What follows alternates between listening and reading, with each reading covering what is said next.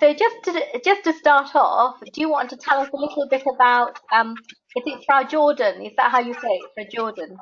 Yeah, absolutely, absolutely. So the J is it's a little bit silent. It's called Frajorden. Frajorden, okay. It comes in from Scandinavian. It's a Danish Norwegian word. So Fra means of, and Jordan means the earth. So it means of the earth. Oh, okay, yeah. Yeah, yeah, and the brand has its genesis in a module that I had attended at MIT on sustainability. Uh-huh.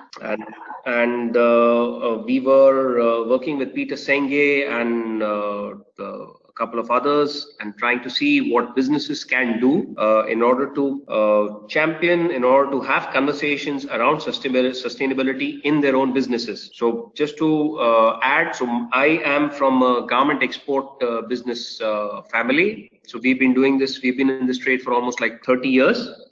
And prior to 2013, I was running a factory in Mumbai. We had about 100 people, and primarily exporting to Scandinavia. And this was all conventional garments, you know, the usual garment exports. Around that time, then I took a sabbatical. I traveled around a little bit. So since I ran the business, you know, I had that luxury of being able to take one. I traveled to China a little bit. I went to the US as part of a program from Singapore.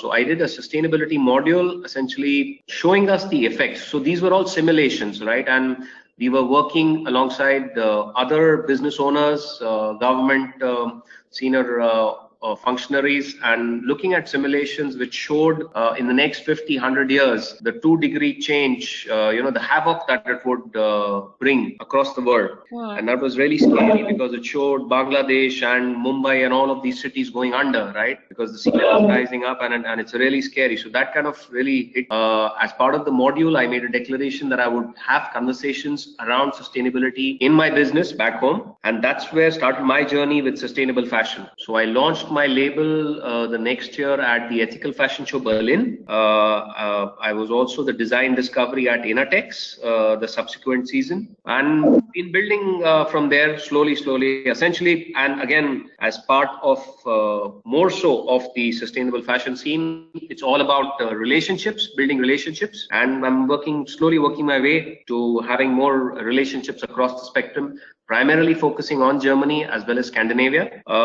Again, I believe a lot in the collaborative model. So like you mentioned, you know, there is this big need. We are a lot of small players in the market wanting to make a big noise. So we definitely need all the help we can. But I think there is a great potential for collaboration to happen because of the very nature of the sustainable fashion, which implies transparency, which implies you sharing where you bought your supply from. So that in effect takes care of all these little business tactics where we do not share information. Since we do now, it's easier to have conversations about collaboration, build on each other's shoulders, and reduce operational expenses so as to get to market.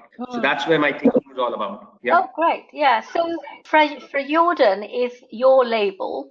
Yes. You set that up. And how are you having this conversation with other businesses? How are you having the sustainable conversation? Because I presume Frajorden, you're selling to the consumer, are you, or are you selling to? It's primarily B2B at the moment. Okay. Yeah, it's primarily B2B. But interestingly enough, so I'll tell you, I'll look at it from multiple ends.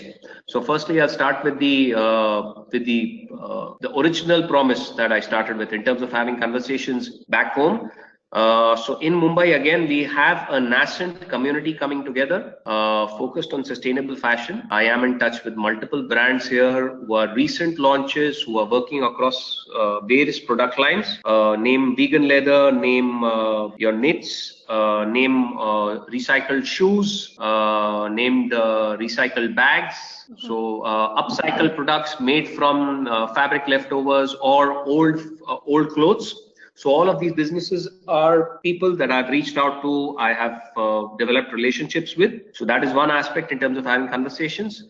Apart from that, I am also working to create the node of Textile Academy in Mumbai, which is essentially the next level of fashion, where tech is an inherent part of fashion, and I think sustainable fashion has the possibility to be a part of that conversation. So I'm working on that per se. Of course, the suppliers, there is a huge supply chain in India which is organic, which is certified, and which has been working quite well for quite some time now. So I'm plugging into that in terms of reaching out across the value chain to various suppliers right down to the farmer level. So that's an interesting set of relationships that I'm working on.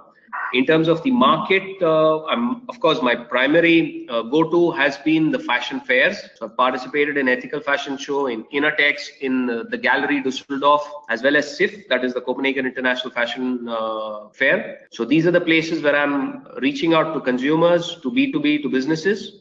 I have made some friends, quite a few friends, in fact, so for example, the Source Network, as well as other organizations who are doing some great work in the sustainable fashion scene in Germany as well as Scandinavia. So I'm reaching out to these people.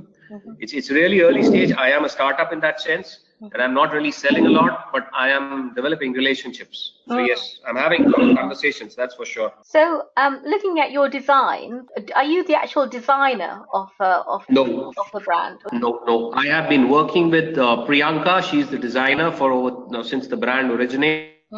And she's a designer from one of the premium schools in India, National Institute of Fashion Technology. And it is definitely a lot of my inputs in terms of the overall theme, the look, but the fine tuning, the development of the sketches is definitely Priyanka's. I'm more the supply chain guy, the factory guy, so to speak. Yes, that's me. And I see that you're GOT certified. That's really good. I think that's one of the labels that Germany and Scandinavia always look for. For sure. And you were talking about your supply chain that is already a sustainable fashion supply chain. Is sure. that a GOT? Yeah. Is that a GOT certified chain that you're talking about? And is that based in Mumbai, or is that all over India that you have this chain? That is all over India. So I have upcycled and recycled wool, for example, coming in from up north. I have cotton coming from down south. I have printing and some yarn dyes coming in from Ahmedabad. So in fact, I'm currently working with somebody to develop, to update a little booklet on sourcing ethically from India. Just to put all of these little nuggets of information together to share, freely with people. To just share that yes, India has huge value as a supply chain, and I know a lot of companies. For example, there's Supply Compass in UK, in London itself.